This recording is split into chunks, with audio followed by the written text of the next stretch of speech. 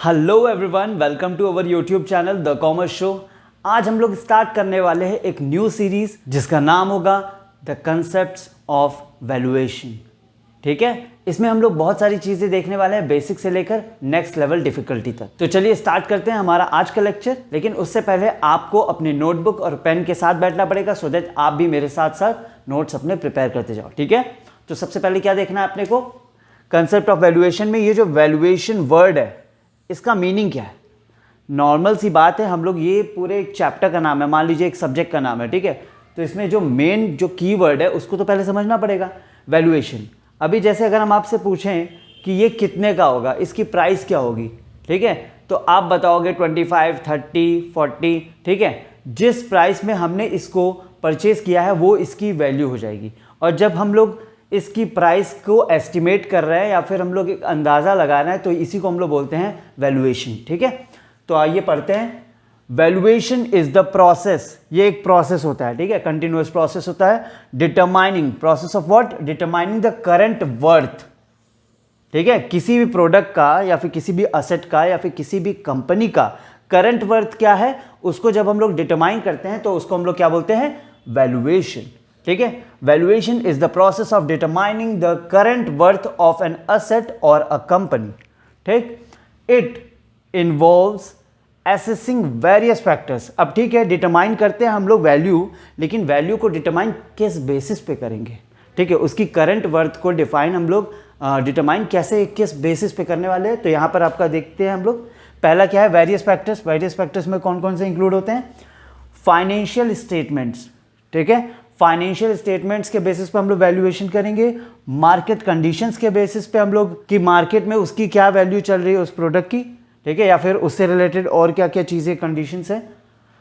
Potential growth, उस asset या फिर उस कंपनी की पोटेंशियल ग्रोथ क्या है, हो सकता है आगे चल करके उसकी ग्रोथ बहुत ज़्यादा हो, ऐसा भी हो सकता है कि वो आगे चल करके बहुत कोलैप्स हो जाए, तो उसके बेसिस पे वैल्यूएशन किया जाता है। टू एस्टिमेट एन एसेट्स और कंपनीज फेयर वैल्यू, अगर आपको किसी असेट या फिर कंपनी की फेयर वैल्यू को डिटरमाइन करना है तो आपको किन किन चीज़ों पर ध्यान रखना पड़ेगा, उसके फाइनेंशियल स्टेटमेंट्स पर, उसकी मार्केट कंडीशंस पर, उसके आगे होने वाले ग्रोथ पर, ठीक है, मतलब पोटेंशियल ग्रोथ।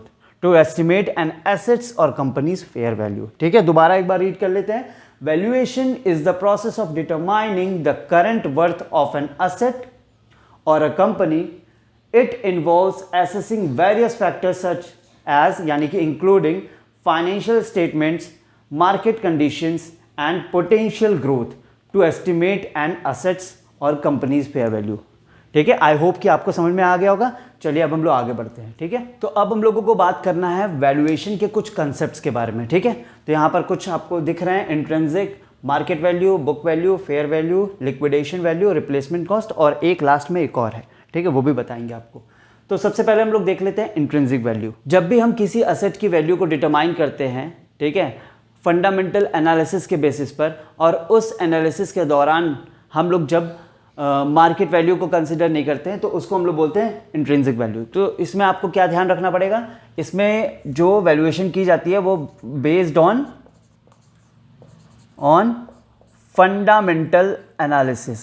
ठीक है, फंडामेंटल एनालिसिस,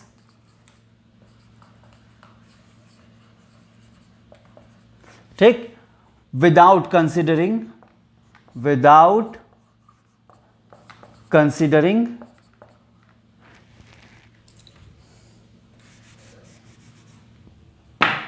यहां पर डायरेक्ट लिख देते हैं विदाउट कंसिडरिंग मार्केट प्राइस। तो जैसे मार्केट प्राइस हमने लिख दिया और फिर हमने इसको काट दिया, इसका मतलब क्या किया गया है कि जब हम लोग असेट की वैल्यू को फाइंड आउट करते हैं, डिटरमाइन करते हैं on the basis of fundamental analysis, और उस दौरान हम लोग क्या करते हैं, मार्केट प्राइस को कंसिडर नहीं करते हैं, तो ये आपका क्या हो जाता है, इंट्रिंसिक वैल्यू। ठीक है, नेक्स्ट है आपका मार्केट वैल्यू। समझ लीजिए कि आप अपने उस असेट या फिर कंपनी को अगर मार्केट में सेल कर रहे हैं तो उस कंपनी को या फिर उस असेट को सेल करने पर आपको जो भी वैल्यू उसके अगेंस्ट में मिलेगी वही हो जाएगा आपका मार्केट वैल्यू। ठीक है, तो इसमें शॉर्ट में लिख देते हैं, व्हाट इन्वेस्टर्स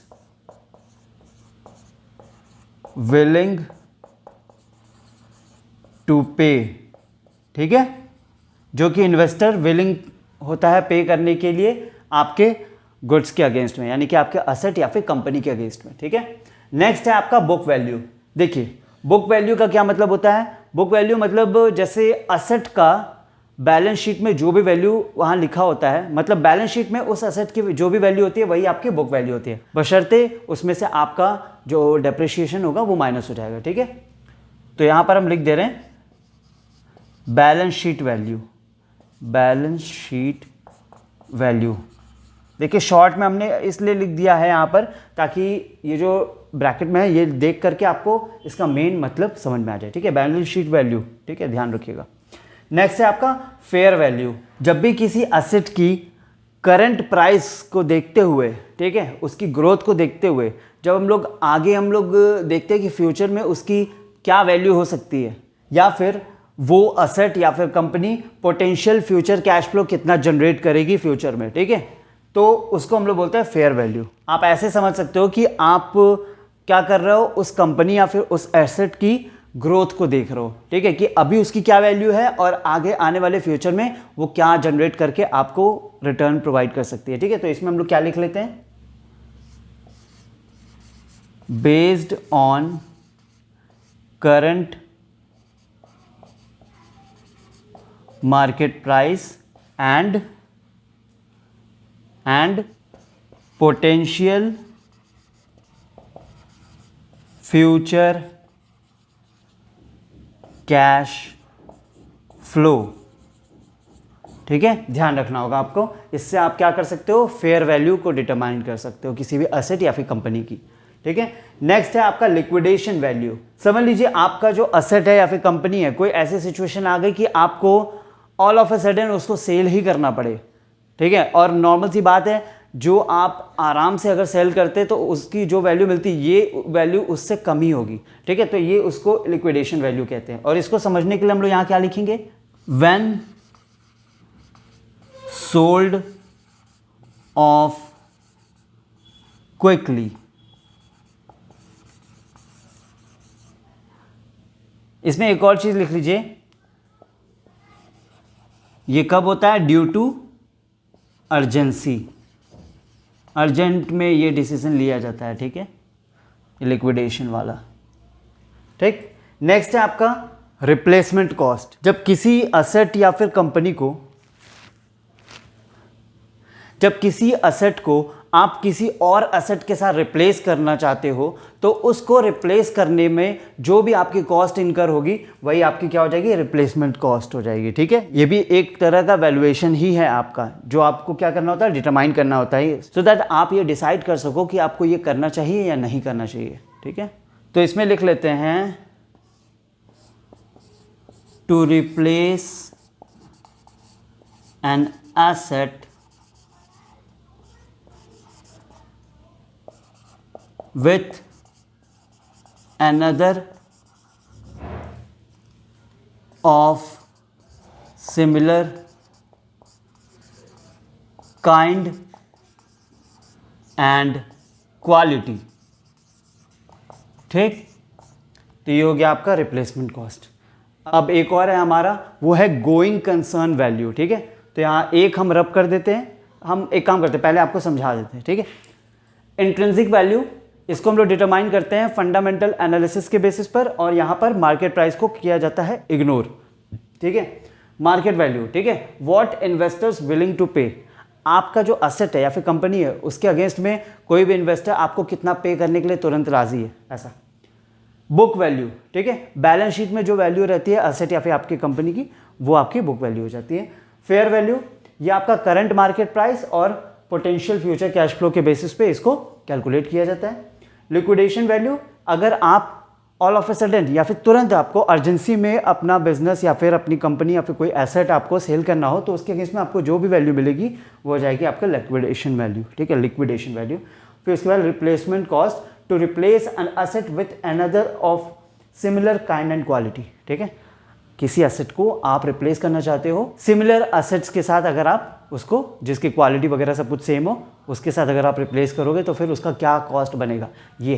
ठीक है, तो अभी एक और हमारे पास है, तो वो है हमारा क्या, इंट्रिंसिक हम रब कर रहे हैं ठीक है, वो है हमारा गोइंग कंसर्न वैल्यू। ठीक है, तो ये हो जाएगा कौन सा, point number 7, going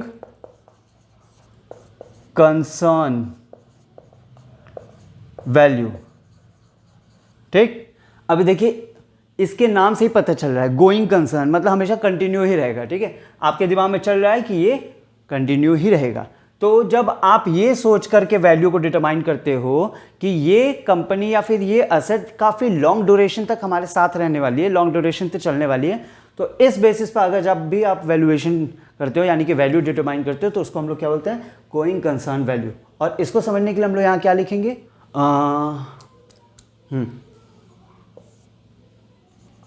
will continue to operate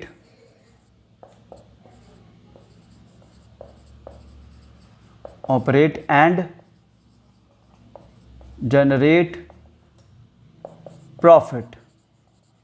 ठीक है, मतलब एक लॉन्ग ड्यूरेशन तक वो चलने वाला है और आपको प्रॉफिट अर्न करके भी देगा। ठीक है, तो टोटल हम लोगों ने 7 पॉइंट देख लिए। क्या कंसेप्ट्स ऑफ वैल्यूएशन के अंदर में हम लोगों ने कुछ कंसेप्ट्स भी देख लिए, जैसे पहला क्या था, इंट्रिंसिक वैल्यू, दूसरा मार्केट वैल्यू, फिर book value, fair value, liquidation value, replacement cost and going concern value.